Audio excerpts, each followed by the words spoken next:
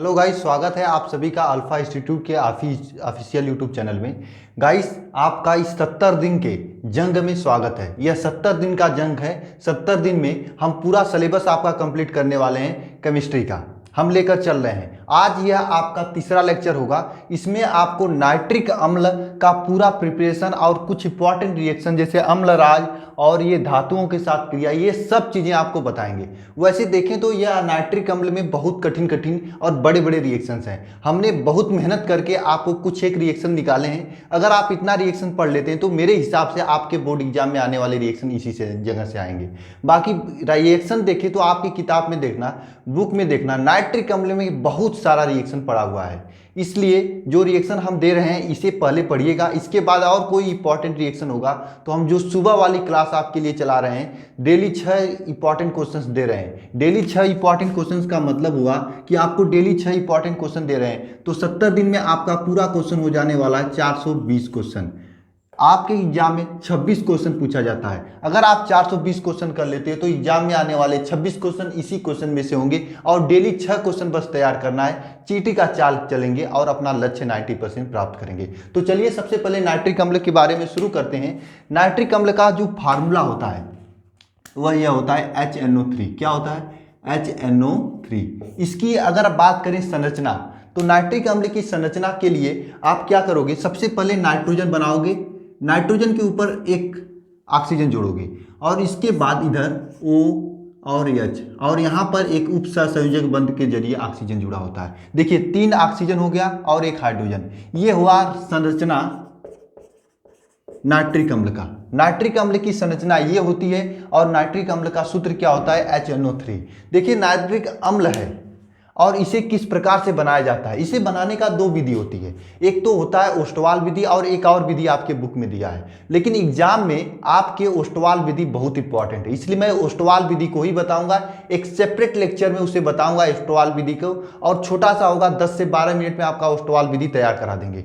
आज के इस वीडियो में हम आपको नाइट्रिक अम्ल बनाने की प्रयोगशाला विधि बता रहे हैं और नाइट्रिक अम्ल के सभी इंपॉर्टेंट रिएक्शन कराएंगे। तो सबसे पहले हेडिंग कर लीजिएगा, नाइट्रिक अम्ल बनाने की प्रयोगशाला विधि।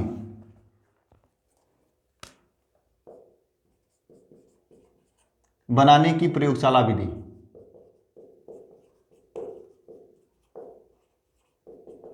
प्रयोगशाला विधि। देखिए प्रयोगशाला विधि में कैसे नाइट्रिक अम्ल बनाया जाता है। प्रयोगशाला में हम लोग लेते हैं NO3, यानी ये क्या है? Sodium nitrate. इसको गर्म करते हैं H2SO4 के साथ तो बनता है HNO3। ये नाइट्रिक अम्ल प्लस NaHSO4। ये रिएक्शन कैसे याद रखेंगे? बहुत ही आसान रिएक्शन है याद करने की दृष्टि से। देखिए आप वो करना क्या है, इसमें होता क्या है, NaNO3 जो होता है, ठीक है, यहाँ से देखिए H इस तरह से निकलता है और HSO4 ये है। तो यहाँ से देखना यह जो आपका है NO3 और H, ये दोनों आपस में क्रिया कर लेते हैं और बना लेते हैं आपका HNO3 प्लस NaHSO4। देखिए रिएक्शन है, हर रिएक्शन में एक ही ट्रिक काम नहीं करती है, अलग अलग रिएक्शन में अलग अलग ट्रिक काम करती है। इसलिए जितना भी रिएक्शन है इन सभी रिएक्शन को कंसंट्रेशन के साथ देखिएगा, एकाग्रचित होकर देखिएगा, तभी आपको याद होगा। और डेली मॉर्निंग में 6 बजे वाला जो पीरियड है जिसमें आपको इंपॉर्टेंट क्वेश्चन देते हैं 6, उसे मत देखना भूलिएगा, क्योंकि वहां पर हम डेली 2 इंपॉर्टेंट रिएक्शन दे रहे हैं। तो 2 इंपॉर्टेंट रिएक्शन करते करते आपकी किताब की सभी इंपॉर्टेंट रिएक्शन आपको याद करा देंगे। आप डेली केवल 2 इंपॉर्टेंट रिएक्शन याद करिए और जो 6 क्वेश्चन दे रहे हैं उसे पढ़िए, ठीक है। इस तरह से ये आपका नाइट्रिक एसिड बन गया, ये नाइट्रिक अम्ल है, ठीक है। अब हम करते क्या है, इसका रिएक्शन है। नाइट्रिक अम्ल है तो ये क्षार के साथ अपक्रिया कैसे करेगा? तो एक इसका रासायनिक गुण हेडिंग करिएगा, और यह पहला रिएक्शन है, इसमें क्षार के साथ अपक्रिया। देखिए अम्ल को आपको मालूम होगा, आप कक्षा 9 से पढ़ रहे हैं कि अम्ल हमेशा क्षार के साथ अपक्रिया करके लवण तथा जल बनाता है। तो सिमिलरली यहां पर भी होता है, नाइट्रिक अम्ल क्षार के साथ अपक्रिया करके लवण तथा जल बनाता है। एक हम क्षार लेते हैं NaOH, ये क्षार है आपका, इसके साथ नाइट्रिक अम्ल HNO3 का क्रिया कराते हैं तो ये क्या बनाएगा, लवण तथा जल बनाएगा। देखिए इस रिएक्शन को कैसे करेंगे, इस रिएक्शन करने के लिए आप समझिए यहाँ पर Na प्लस है, OH माइनस है, यहाँ पर देखिए H प्लस है, OH NO3 माइनस है, इसमें HNO3 में ये है और ये NaOH में है। तो क्या करेंगे यहाँ पर, कैसे करेंगे, देखिए यहाँ पर क्या होता है, यह प्लस इस माइनस के साथ क्रिया करता है और ये प्लस इस माइनस के साथ क्रिया करता है और ये बना देता है NaNO3 प्लस H2O।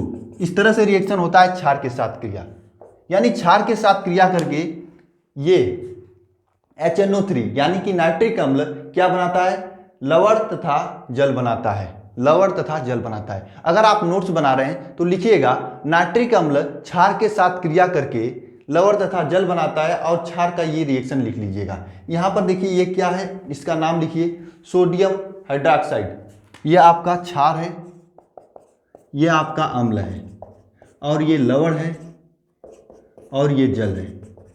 इस तरह नाइट्रिक अम्ल क्षार के साथ क्रिया करके लवण तथा जल बनाता है। अब नेक्स्ट रिएक्शन क्या है, अगर नाइट्रिक अम्ल को रख दिया जाए धूप में, नाइट्रिक अम्ल को कहाँ पे रख दिया जाए, धूप में रख दिया जाए तो नाइट्रिक अम्ल क्या देता है, क्या बनाता है, इसको हम देखेंगे। देखिए नाइट्रिक अम्ल को अगर धूप में रख दिया जाए या उष्मा का प्रभाव किया जाए, गर्म किया जाए तो नाइट्रिक अम्ल क्या बनाता है, भूरा रंग का देता है और यह इंपॉर्टेंट रिएक्शन है। नेक्स्ट रिएक्शन जो हम आपको देते हैं, लिख रहे हैं क्या, उष्मा का प्रभाव। देखिए उष्मा का प्रभाव में क्या होता है, नाइट्रिक अम्ल है आपका 4HNO3, इसे गर्म किया जाता है तो गर्म करेंगे तो क्या बनेगा 4NO2, ये भूरा रंग का बनता है, 4NO2 ये भूरा रंग का बनता है जिसे आप नाइट्रोजन ऑक्साइड कहेंगे और साथ में ऑक्सीजन प्लस H2O बनता है, ऑक्सीजन प्लस 2H2O बनता है। यानी कि उष्मा का प्रभाव, अगर नाइट्रिक अम्ल को गर्म किया जाता है 4HNO3 तो आपका भूरा रंग का नाइट्रोजन डाइऑक्साइड और साथ में ऑक्सीजन और जल निकलता है।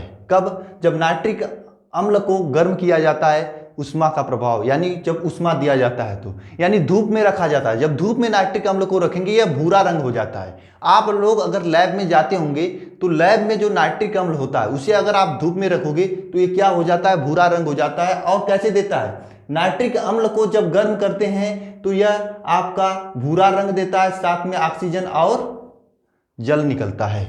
ये नाइट्रिक अम्ल का इंपॉर्टेंट रिएक्शन है, उष्मा का प्रभाव। अब इसके बाद नाइट्रिक अम्ल का ऑक्सीकरण गुण करेंगे।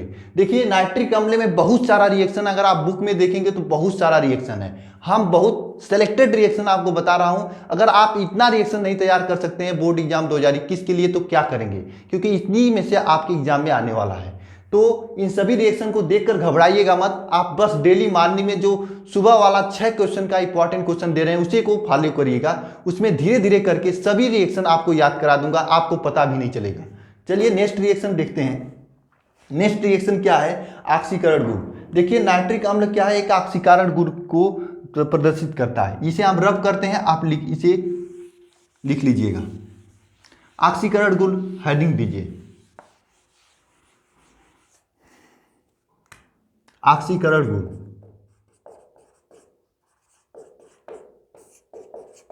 ऑक्सीकरण गुण में क्या होता है, देखिए ऑक्सीकरण गुण वाला रिएक्शन जितना है उसे हम आपको करके दिखाऊंगा और इक्वेशन सहित। अगर जैसे मैं बता रहा हूं वैसे कर लेते हो एग्जाम में तो निश्चित रूप से आपका अच्छा मार्क आएगा, क्योंकि बुक में देखोगे तो सीधे सीधे रिएक्शन दिया होगा, लेकिन यहां पर हम स्टेप बाय स्टेप करके दिखाऊंगा बहुत ही अच्छे से। देखिए ऑक्सीकरण गुण में क्या होता है, यह नाइट्रिक अम्ल एक प्रबल ऑक्सीकारक होता है। क्या होता है, प्रबल ऑक्सीकारक होता है। आप लिखिएगा नोट्स में, नाइट्रिक अम्ल प्रबल ऑक्सीकारक होता है। ठीक है, इसका रिएक्शन कैसे यह ऑक्सीकारक करता है। देखिए सबसे पहले यह 2HNO3, यह नाइट्रिक अम्ल को हम क्या करते हैं, गर्म करते हैं। जब गर्म करते हैं तो यह आपका 2NO2 बनाता है, प्लस यहां पर देखिए एक ऑक्सीजन बनाता है, इसे नवजात ऑक्सीजन कहते हैं। ऑक्सीजन नाइट्रिक अम्ल को गर्म करते हैं तो यह नाइट्रिक अम्ल नवजात ऑक्सीजन बनाता है और ये नाइट्रोजन डाइऑक्साइड बनाता है, साथ में यह बनाता है आपका जल H2O। अब देखिए जहां पर भी रिएक्शन होगा ऑक्सीकरण वाला, पहले तो ये रिएक्शन होगा क्योंकि ये पहले नवजात ऑक्सीजन बनाएगा, नवजात ऑक्सीजन बनाने के बाद यह कोई रिएक्शन देगा। अभी हम आपको सल्फर के साथ रिएक्शन करके दिखाऊंगा जो कि 2019 में पूछा गया था और 2020 में नहीं पूछा गया था, तो चांसेस बनते हैं कि 2021 के एग्जाम में पूछा जाए। तो ये देखिए ऑक्सीकरण गुण में सबसे पहले यह प्रबल ऑक्सीकारक होता है, यह नाइट्रिक अम्ल सबसे पहले गर्म करते हैं, गर्म करने के बाद यह नाइट्रोजन डाइऑक्साइड, नवजात ऑक्सीजन और जल बनाता है। अब इसके बाद यह अलग अलग धातुओं के साथ यह नवजात ऑक्सीजन क्रिया करता है, कभी अधातुओं के साथ करता है, कभी उपधातुओं के साथ, कभी धातुओं के साथ, लेकिन हम पढ़ेंगे केवल अधातुओं के साथ और धातुओं के साथ। उपधातुओं के साथ भी अपक्रिया करता है, नहीं पढ़ेंगे। क्यों नहीं पढ़ेंगे? क्योंकि पूछा कम जाता है, पूछा जाता लेकिन कम पूछा जाता है। अंशाल में आपको कराऊंगा जब सिलेबस कंप्लीट हो जाएगा करीब, उसके बाद आपको जब अंशाल कराऊंगा तो एक दो बार पूछा रहेगा तो आपको याद करा दूंगा, लेकिन आज पहले अधातुओं के साथ करेंगे क्योंकि अधातुओं वाला रिएक्शन ज्यादा पूछा जाता है। सबसे पहले ऑक्सीकरण गुण पढ़ेंगे सल्फर के साथ, सल्फर के साथ ध्यान से समझना इस रिएक्शन को, यहां पर हम ऊपर करेंगे नहीं, इसी जगह करेंगे। सल्फर के साथ कैसे रिएक्शन होता है इसे ध्यान से समझना। देखिए सबसे पहले क्या होता है, ये रिएक्शन होता है सल्फर में 2HNO3 देखना, और इसे गर्म करते हो 2NO2। अगर आपको दिखाई नहीं दे रहा है तो क्वालिटी को 360p में कर लो, दिखाई देगा। थोड़ा सा बड़े लिखते हैं, हम ऊपर ही करते हैं तो बड़ा बड़ा लिखेंगे, ठीक है। एक काम करिए ऊपर ही लिखते हैं, इसे रब करते हैं, आपका तो बन ही गया है प्रयोगशाला में, ठीक है। और ये रिएक्शन सबसे पहले ऑक्सीकरण गुण में क्या करेंगे, 2HNO3 को गर्म करते हैं तो क्या बनता है, 2NO2 बनता है और प्लस ऑक्सीजन बनता है, नवजात ऑक्सीजन प्लस H2O।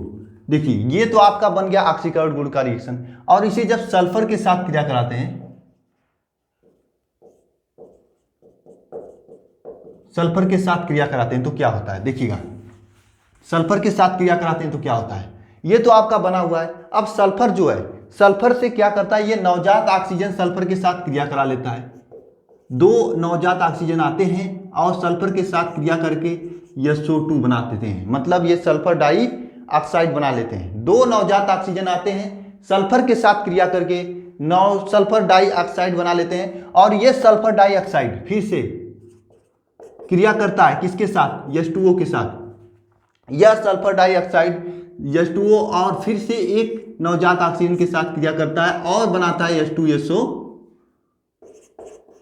अब सबसे बड़ी समस्या आपको आ रही होगी कि इस रिएक्शन को याद कैसे करेंगे। आपको ये याद रखना होगा कि जब सल्फर का ऑक्सीकरण करते हैं HNO3 के साथ तो H2SO4 बनाता है। अभी ये रिएक्शन है, ये तो रिएक्शन आपको स्टेप बाय स्टेप बताया हूं। अभी इस रिएक्शन को ऐड करेंगे, संतुलित करेंगे तो आपका फाइनल रिएक्शन आएगा जो आपके बुक में दिया होता है। लेकिन अगर आप ये लिख कर आते हो एग्जाम में तो ये समझिएगा एग्जामिनर पर एक अलग इफेक्ट पड़ेगा और अच्छा नंबर आएगा।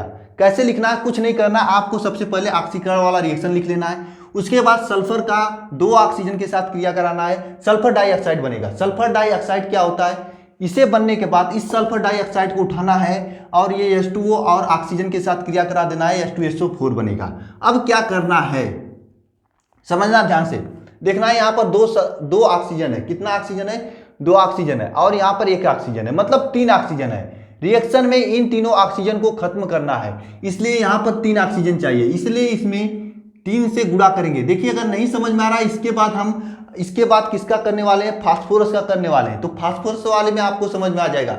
इसे ध्यान से देखिए, इसके बाद फास्फोरस का, उसके बाद आयोडीन का करेंगे, 3 का करेंगे, आपको समझ में निश्चित रूप से आ जाएगा। तीनों में एक ही नियम का फॉलो किया जाएगा। देखिए यहाँ पर 3 का गुणा करेंगे तो यहाँ पर देखिए 3 ऑक्सीजन हो जाएगा कि नहीं, इसमें ये 3 का गुणा अंदर होगा तो 3 H2O हो जाएगा, ये 3 ऑक्सीजन। देखिए यहाँ पर 2 ऑक्सीजन है, यहाँ पर 1 ऑक्सीजन है, तो हम क्या कर सकते हैं, इस ऑक्सीजन को इस ऑक्सीजन से काट सकते हैं कि नहीं, सोचिए जरा। देखिए यहाँ पर 3 ऑक्सीजन है, 3 ऑक्सीजन है ना, ये 3 इसके अंदर गुणा हो रहा है, पूरे में गुणा होगा। यहाँ पे 3 गुणा का मतलब पूरे में गुणा होगा, पूरे में मल्टीप्लाई किया जाएगा। 3 H2O है, यहाँ पे 3 ऑक्सीजन है, 3 ऑक्सीजन यहाँ पर है। देखिए 2 ऑक्सीजन और 1 ऑक्सीजन, ये दोनों के दोनों एक दूसरे से कट जाएंगे, यहाँ पर खत्म हो जाएंगे, ठीक है। चलिए देखिए यहाँ पर देखिए तीन जल है, मतलब 3 अणु जल के हैं, यहाँ पर 1 अणु जल का है, तो 1 अणु घट जाएगा, उसको हम लास्ट में लिखेंगे। और देखिए और कुछ करता है, ये SO2 यहाँ पर है, ये SO2 यहाँ पे कट जाएगा। अब देखिए आपका फाइनल रिएक्शन क्या बनने वाला है, देखिए 3 ऑक्सी, यहाँ पर 3 से गुणा किए हो, यहाँ पे 2HNO3 है, तो 2 3 6HNO3 हो जाएगा। और ये देखिए आपका सल्फर का सल्फर ही बचा रहेगा, ठीक है। इस साइड कुछ बचा नहीं हुआ है, बचा है क्या, H2O, ये H2O बचा हुआ है, इस साइड लिखेंगे, इस साइड लिखेंगे। अब क्या होगा देखना ध्यान से, देखिए यहाँ पे 3 और ये 2, मतलब 3 दूनी 6 NO2। समझ में आ रहा है कि नहीं, कमेंट बॉक्स में लिखकर मुझे जरा बताइए आप लोग। ये 3 दूनी 6 NO2, 6 NO2 के बाद देखिए यहाँ पर 3 H2O, ठीक है। देखिए ये आपका H2O है, ये आपका H2O है, यह आपका H2O है, और साथ में देखिए ये H2SO4 बचा हुआ है। देखिए यह आपका H2O है, और यह H2O है, यह H2O है। देखिए यहाँ पर एक H2O, यहाँ पे 3 H2O, तो यह H2O इस H2O के साथ एक कट जाएगा, और बचेगा क्या, यहाँ पे ये पूरा का पूरा खत्म हो जाएगा, और यहाँ पर बचेगा आपका 2H2O। बोलिए समझ में आया कि नहीं। ये रिएक्शन है आपका सल्फर के साथ। सल्फर के साथ इस प्रकार से ऑक्सीकरण होता है। कैसे होता है, सबसे पहले हम लोग क्या किए थे, HNO3 का ये ऑक्सीकरण वाला रिएक्शन लिखे थे। उसके बाद यहाँ पर सल्फर के साथ SO2 O2 के साथ क्रिया करके सल्फर डाइऑक्साइड बनाया था। यह सल्फर डाइऑक्साइड H2O और ऑक्सीजन, जो नवजात ऑक्सीजन बना था, उसके साथ क्रिया करके H2SO4 बना था। चूंकि मुझे यह ऑक्सीजन को खत्म करना है, 3 ऑक्सीजन यहाँ पर है, इसलिए हम यहाँ पर 3 से गुणा कर दें, ताकि यहाँ पर 3 ऑक्सीजन हो जाए। जब 3 ऑक्सीजन हो गया तो इस ऑक्सीजन को इस ऑक्सीजन से कट कर देंगे। जब कट कर देंगे तो क्या बचेगा, यहाँ पे क्या बचेगा बताइए, कुछ नहीं बचेगा, ये सब कट जाएंगे। ये देखिए सल्फर से कट गया था, ये ऑक्सीजन से कट गया था, और देखिए 3 दूनी 6 यहाँ पर नाइट्रोजन डाइऑक्साइड हो जाएगा, 3 और ये 2, 3 दूनी 6, इसमें गुणा हो रहा है 6 HNO3, और सल्फर अकेले क्रिया करके H2SO4 बनाएगा। ये सल्फर के साथ अपक्रिया है, सल्फर के साथ ऑक्सीकरण अपक्रिया है, ठीक है। अब हम क्या करने जा रहे हैं, फास्फोरस के साथ ऑक्सीकरण अवस्था में अपक्रिया लिखेंगे। फास्फोरस के साथ बने रहिएगा, इंपॉर्टेंट रिएक्शन है। देखिए अब हम फास्फोरस के साथ लिखेंगे। देखिए फास्फोरस में लिखते समय आप ये P मतलब फास्फोरस के साथ, देखिए सबसे पहले आप लोग अगर नोट्स बना रहे हैं तो एक सेंटेंस लिखिए, फास्फोरस के साथ अपक्रिया करके ऑक्सीकरण अपक्रिया करके, फास्फोरस के साथ ऑक्सीकरण अपक्रिया करके ऑक्सीकरण अपक्रिया करके नाइट्रिक अम्ल HNO3 आर्थोफास्फोरिक अम्ल बनाता है। क्या बनाता है, आर्थोफास्फोरिक अम्ल। क्या बनाता है, आर्थोफास्फोरिक अम्ल। आर्थोफास्फोरिक अम्ल का सूत्र होता है H3PO4, ठीक है। आर्थोफास्फोरिक अम्ल ये क्या है, आर्थोफास्फोरिक अम्ल, यानी कि सल्फर के साथ फास्फोरस के साथ अपक्रिया करके HNO3 यानी फास्फोरस का ऑक्सीकरण करके HNO3 आर्थोफास्फोरिक अम्ल बनाता है। अब ये रिएक्शन कैसे लिखेंगे, सबसे बड़ी बात आती है, तो आइए देखिए रिएक्शन को कैसे लिखते हैं। आइए देखिए यहां पर देखिए, सबसे पहले यह आपका नवजात ऑक्सीजन बना हुआ है, ऑक्सीकरण गुण। ऑक्सीकरण गुण में यही होता है 2HNO3 गिव्स आउट 2NO2 ऑक्सीकरण, ये नवजात ऑक्सीजन है H2O, और ये अभी तो खत्म है, ठीक है। अब देखिए यहां पर क्या होता है, समझना ध्यान से। देखिए यहां पर 2 फास्फोरस लेते हैं और 3 ऑक्सीजन लेते हैं, 3 नहीं 5 लेते हैं, तो ये बनाता है P2O5। क्यों 3 लेते हैं, क्यों 2 लेते हैं, क्योंकि मुझे P2O5 बनाना है। सबसे पहले फास्फोरस में 2 फास्फोरस लेंगे, 5 ऑक्सीजन लेंगे। क्यों, क्योंकि मुझे P2O5 बनाना है, इसलिए 5 फास्फोरस पेंटाऑक्साइड बनाना है, इसलिए हम 5 लेंगे। 2 फास्फोरस 5 ऑक्सीजन लेने पर P2O5 बनाएंगे। उसके बाद यह P2O5 आपका 3H2O के साथ क्रिया करेगा, P2O5 3H2O के साथ क्रिया करेगा, और आपका बना देगा H3PO4। क्या बना देगा, H3PO4। क्या बनाएगा आपका 2H3PO4। देखिए 3 दूनी 6, 3 दूनी 6 हाइड्रोजन संतुलित है। फिर से समझिएगा, सबसे पहले 2 फास्फोरस 5 ऑक्सीजन के साथ क्रिया करेगा, किसने, 2 फास्फोरस 5 ऑक्सीजन के साथ क्रिया करके P2O5 फास्फोरस पेंटाऑक्साइड बनाएंगे। उसके बाद P2O5 H2O के साथ 3H2O के साथ क्रिया करेगा और बनाएगा या ऑर्थोफॉस्फोरिक अम्ल या 2H3PO4। ठीक है, अब क्या करेंगे, इस रिएक्शन को कैसे लिखेंगे, संतुलित कैसे करेंगे और रिएक्शन कैसे करेंगे। देखिए यहाँ पर 5 ऑक्सीजन है, इसलिए हम यहाँ पर 5 से गुणा करेंगे। 5 से गुणा करने पर यहाँ पर 5 ऑक्सीजन हो जाएगा। देखिए 5 से गुणा कर रहे हैं तो क्या होगा, ये 5 इससे इसके साथ गुणा होगा तो 5 क्या हो जाएगा, जल हो जाएगा। यही 5 इसके साथ गुणा होगा तो ये 5 ऑक्सीजन हो जाएगा। ये 5 इसके साथ गुणा करके क्या हो जाएगा, 10 NO2 और ये आपका 10 HNO3 हो जाएगा। ये 5 यहाँ से होगा। ये देखिए 5 ऑक्सीजन, ये 5 ऑक्सीजन से कट जाएगा। और देखिए इसके बाद क्या होने वाला है, ये P2O5 से कट जाएगा और ये देखिए 2 फास्फोरस बचेगा यहाँ पे, 2 फास्फोरस और 10 HNO3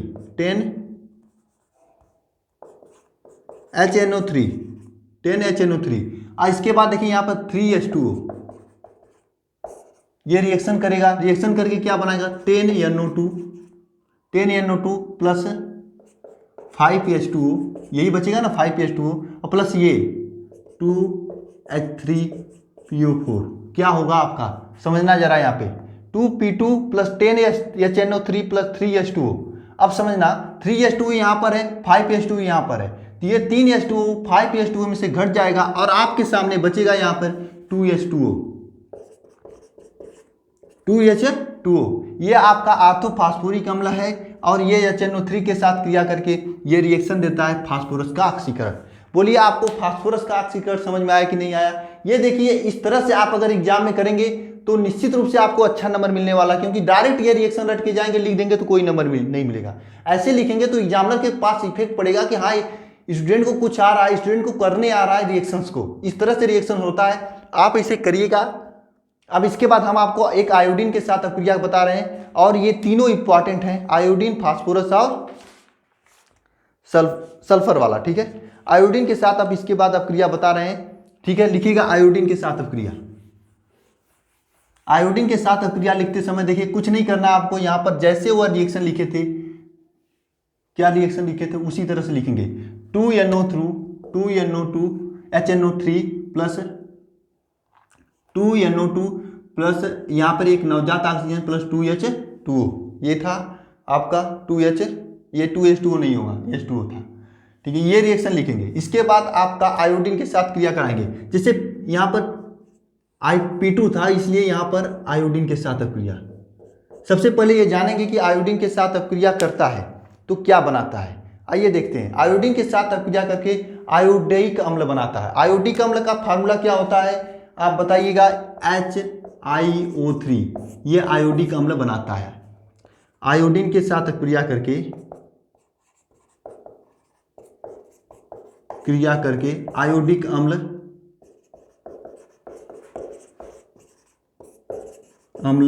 बनाता है। आयोडीन के साथ क्रिया करके आयोडिक अम्ल बनाता है कौन, HNO3। ठीक है, कैसे बनाता है, किस प्रकार से होता है, इसे आइए देखते हैं। देखिए यहाँ पे सबसे पहले I2 लेते हैं। यह I2 5 ऑक्सीजन के साथ क्रिया करेगा और I2O5 बनाएगा। फिर से समझना, यहाँ पर देखिए 2 I2 लेंगे और 5 ऑक्सीजन लेंगे, I2O5 बनाएंगे। जिस तरह से P2 ले रहे थे उसी प्रकार से यहाँ पर होंगे 2I2 plus 5 oxygen plus I2O5, इस तरह से बनाएंगे। ठीक है, 1 मिनट रुकिएगा।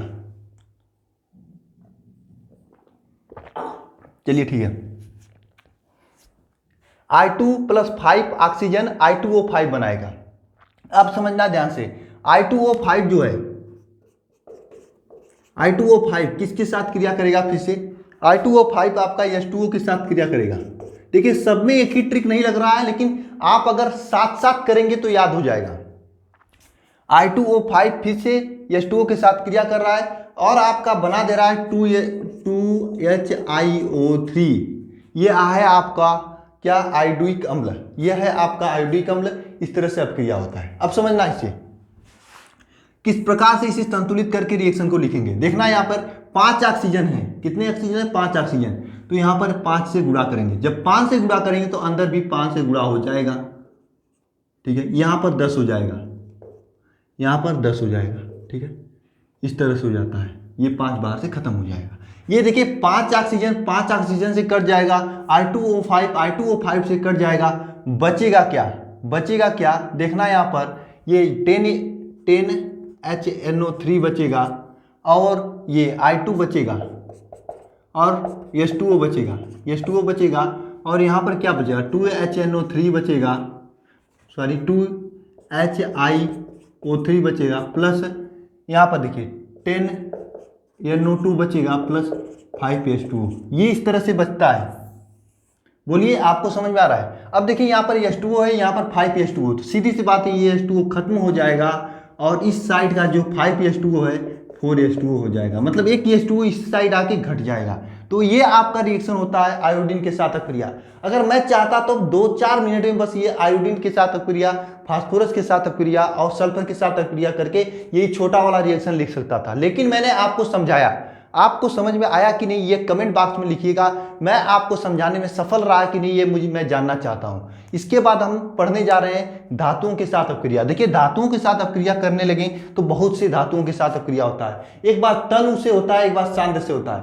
इतनी ज्यादा अपक्रिया या HNO3 में कि आप करते रह जाओगे, लेकिन यहाँ पर मैं कुछ सेलेक्टेड रिएक्शन ले आया हूँ और याद करने का ट्रिक भी लेकर आया हूँ। चलिए आइए उसे देख लेता हूँ। उसके बाद अम्लराज पढ़ेंगे जो कि इस साल के लिए बहुत इंपॉर्टेंट है। देखिए धातुओं के साथ जो अपक्रिया होता है उसमें आपका कुछ धातु है।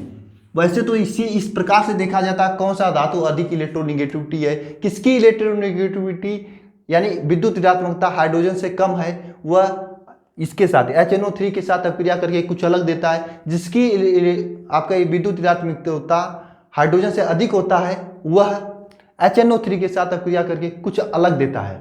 लेकिन यहाँ पर हम कुछ ही के साथ आपको HNO3 के साथ अपक्रिया कराएंगे, वो भी तनु और उसके बाद सांद्र। और यहाँ पर जो लिखे हैं इसे याद करना है आपको। देखिए सबसे पहले आपको मैं बताना चाहता हूँ, देखिए Ag, Hg, कॉपर, Pb इन सभी के साथ तनु HNO3 के साथ अपक्रिया करेगा। समझना फिर से, Ag, Hg, कॉपर, Pb ये सभी तनु HNO3 के साथ अपक्रिया करेंगे तो ये नाइट्रोजन ऑक्साइड प्लस धातु नाइट्रेट प्लस जल बनाते हैं। एग्जाम्पल के तौर पे देखिए यहाँ पर Ag के साथ अपक्रिया कराएंगे।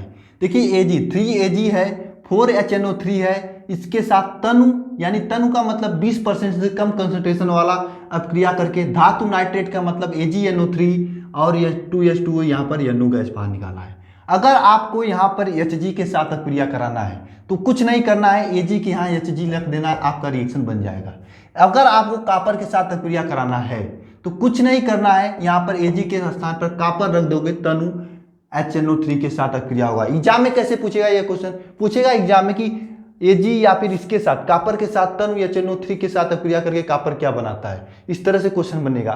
तो आपको कुछ नहीं करना, बस Ag वाला याद रखना है। Ag का क्या होता है 3Ag plus 4HNO3 gives out 3AgNO3 plus 2H2O plus NO, यानी नाइट्रोजन ऑक्साइड बनाता है कब, जब तनु HNO3 तनु नाइट्रिक अम्ल क्रिया करता है Ag, Hg, Cu और Pb के साथ। ये तो एक बात हुई। दूसरी बात, अगर यही आपका फेमस मतलब लोहा और जिंक के साथ अपक्रिया करे तो क्या होगा। लोहा और जिंक के साथ अपक्रिया करता है यही HNO3 तनु HNO3, तो नाइट्रोजन, ये देखिए नाइट्रोजन क्या इसे कहा जाता है N2O बनाता है, N2O बनाता है, साथ में धातु नाइट्रेट बनाता है और जल बनाता है। इसका रिएक्शन हम नहीं लिखे हैं, आप समझिएगा इसे। यह Fe के साथ क्रिया करता है, जिंक के साथ क्रिया करता है तो क्या बनाता है धातु नाइट्रेट प्लस जल और NO2। आपके एग्जाम में क्वेश्चन कैसे पूछा जाएगा, एग्जाम छोड़िए आपके इंटरव्यू में भी क्वेश्चन पूछा जाता है। अगर आगे चल के आप किसी अच्छे एग्जाम का देना चाहते हैं, एंट्रेंस एग्जाम से BHU या फिर IIT CPMT देना चाहते हैं या PMT वगैरह, तो वहां पर भी पूछा जाता है कि जब लोहा के साथ गर्म या तनु HNO3 क्रिया करता है तो क्या निकलता है, तो NO2 निकलता है, सॉरी N2O निकलता है, यह आपको मालूम होना चाहिए। और बहुविकल्पी प्रश्न भी पूछा जा सकता है। आपके एग्जाम में बहुविकल्पी प्रश्न ज्यादा पूछे जाते हैं तो वहां पर पूछा जा सकता है। अब देखिए लास्ट बच्चा है 3 SN के साथ अपक्रिया। SN के साथ अपक्रिया करता है, SN के साथ अपक्रिया करता है तो NH4 यानी अमोनियम नाइट्रेट और धातु नाइट्रेट बनाता है। अमोनियम नाइट्रेट और धातु नाइट्रेट यानी SN है तो SnNO3 बनाएगा। ठीक है, समझना फिर से, यहाँ पर ये दिया हुआ है, आप समझिएगा, और समझ में नहीं आया तो कमेंट करिएगा। क्या करना है, Ag और HgCu और Pb के साथ अक्रिया करके यह आपको NO देता है, यानी नाइट्रेट देता है, नाइट्रोजन ऑक्साइड देता है, और धातु नाइट्रेट और जल बनाता है। वहीं पर फेमस और जिंक के साथ अक्रिया करके यह N2O नाइट्रोजन ऑक्साइड, ये N2O बनाता है, और साथ में धातु नाइट्रेट जल बनाता है। अगर SN के साथ अक्रिया करे तो यह NH4NO3 यानी अमोनियम नाइट्रेट धातु नाइट्रेट बनाता है। इसके बाद यह है आपका, ये सभी के सभी अगर सांद्र HNO3 के साथ अक्रिया करें, ये सभी तो तन HNO3 के साथ अक्रिया चल रहा था, अगर सांद्र HNO3 यानी कंसंट्रेशन HNO3 के साथ अक्रिया करें, 20% से अधिक उसकी सांद्रता रहे तो कुछ अलग होता है, पूरी खेल बदल जाती है। यहां पर देखिए नाइट्रोजन डाइऑक्साइड बना देता है। रिएक्शन यहां पर लिखा हूं, अगर कॉपर सांद्र HNO3 के साथ अक्रिया करता है तो नाइट्रोजन डाइऑक्साइड और जल और धातु नाइट्रेट बनाता है। बोलिए ये समझ में आया कि नहीं आपको? ये सभी रिएक्शन समझने में आपको ये 2 रिएक्शन याद करना है और पूरा का पूरा रिएक्शन याद हो जाएगा। अगर नहीं समझ में आया तो कमेंट करिएगा, हम धातुओं के साथ एक अलग से वीडियो बना दूंगा आप लोगों के लिए, जल्द ही कमेंट करिएगा, ठीक है। अब हम आपको अम्लराज बताने जा रहे हैं। अम्लराज क्या होता है? देखिए अम्लराज में HNO3 और 3HCl, HNO3 और हाइड्रोक्लोरिक अम्ल को एक संबंधित 3 के अनुपात में, मतलब ये 1 रहेगा तो ये 3 रहेगा, तो HNO3 और 3HCl को लेकर जब गर्म किया जाता है तो नाइट्रोसिल क्लोराइड, इसे जब गर्म करते हैं तो क्या बनाता है? NOCl बनाता है, NOCl, और फिर एक क्लोरीन अणु, इसे क्लोरीन को परमाणुविक क्लोरीन कहते हैं। और ये इतना खतरनाक होता है कि आपका कोई भी धातु यहाँ तक कि आपका ये चीज चांदी और सोने तक को गला देता है। समझना जरा, यह जब एक संबंधित 3 के अनुपात में HNO3 और HCl गर्म किया जाता है तो आपका बनाता है नाइट्रोसिल क्लोराइड और क्लोरीन। और इतना खतरनाक ये होता है, ये क्लोरीन जो है आपका परमाणुविक क्लोरीन, कि यह अच्छे लोगों को गला देता है, चाहे आपका सोना हो या चांदी हो चाहे प्लेटिनियम हो, ये सभी धातुओं को गला देता है। और इसके साथ में आपका बनता है 2H2O। यहाँ पर रिएक्शन लिखा हुआ है HNO3 + 3HCl, यानी एक संबंधित 3 का अनुपात, यानी ये 25% रहेगा तो ये 75% रहेगा। परसेंटेज निकालने आपको आता होगा ना, मतलब ये 25% तो ये 75%, किसी बुक में ऐसा दिया होता है। क्रिया करके नाइट्रोसिल क्लोराइड और क्लोरीन और H2O यहाँ पर बना रहा है। अब समझना जरा ध्यान से किस प्रकार से इसका रिएक्शन AgAU PT के साथ होता है। मैं यहाँ पर AU के साथ रिएक्शन, मतलब गोल्ड के साथ रिएक्शन करके दिखाऊंगा, PT यानी प्लेटिनियम और Ag के यानी सिल्वर के साथ आप स्वयं से कर लीजिएगा। कैसे करके दिखाऊंगा यहाँ पर समझना जरा। देखिए सबसे पहले क्या होता है, ये रिएक्शन होता है, यहां पर वैसे लिखा हुआ है, देखना यहां पर लिखा हुआ क्या, HNO3 होता है, यही रिएक्शन पहले लिखेंगे, HNO3 + 3HCl gives out NOCl plus ये परमाणुविक क्लोरीन है, ये प्लस H2O है।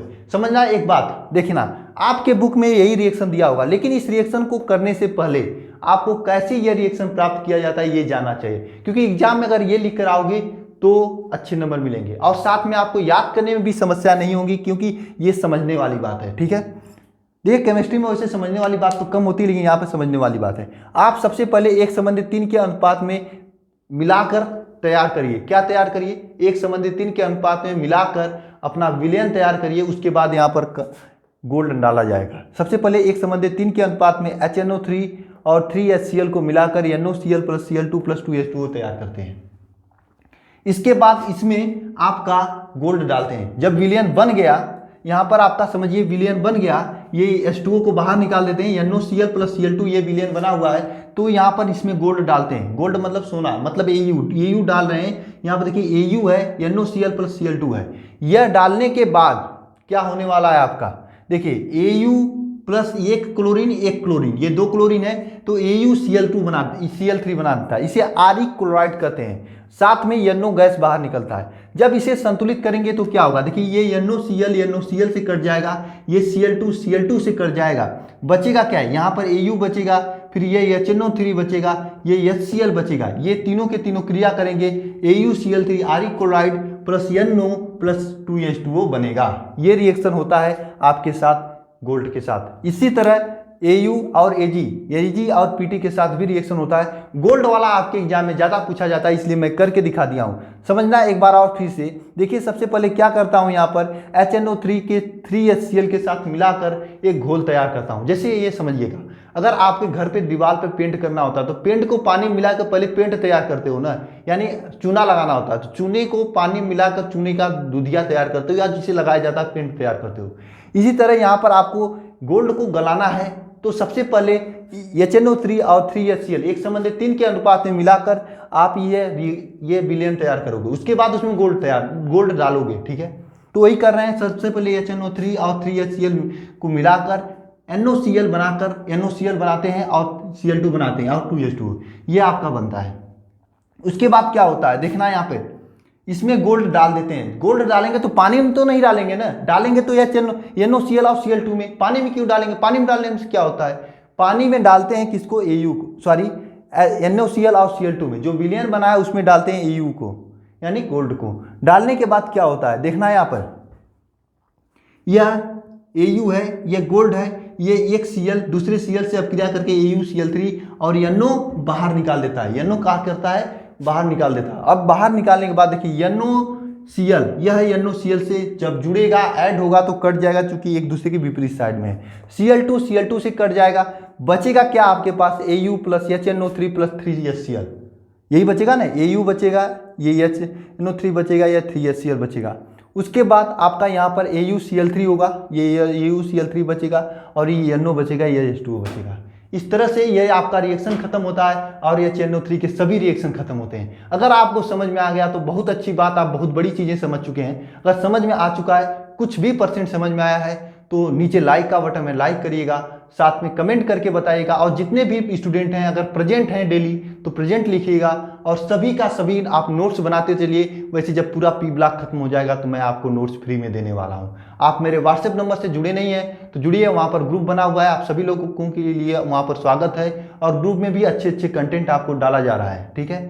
साथ में चैनल को अभी तक सब्सक्राइब नहीं किया तो सब्सक्राइब करिए, और अपने दोस्तों के बीच में जितने भी फ्रेंड्स हैं आपके, सबको चैनल के बारे में बताइए। क्योंकि संडे को एक टेस्ट होता है, टेस्ट में जितने अधिक से अधिक लोग देंगे तो उतना आप ही लोगों के लिए फ़ायदा होगा। आपको मालूम चलेगा कि आप किस रैंक पर कैरी करते हैं, आपके दोस्त कैसा लिखता है और आप कैसा लिखते हैं, क्योंकि सभी लोगों की काफ़ी आपको बताई जाएगी जो अच्छे लिखते हैं। जितने भी स्टूडेंट अच्छे लिखेंगे संडे के टेस्ट में, टॉप 10 लोगों का नाम लिया जाएगा और उनकी कापी दिखाई जाएगी, उनकी फ़ोटो दिखाई जाएगी, उनके ज़िले का नाम लिया जाएगा। इसलिए संडे को टेस्ट होता है, इसलिए अपने दोस्तों को जरूर जोड़िए, क्योंकि दोस्तों को जोड़ेंगे तभी आपको फ़ायदा होगा। तो गाइस मिलते हैं नेक्स्ट वीडियो में। वीडियो देखने के लिए धन्यवाद।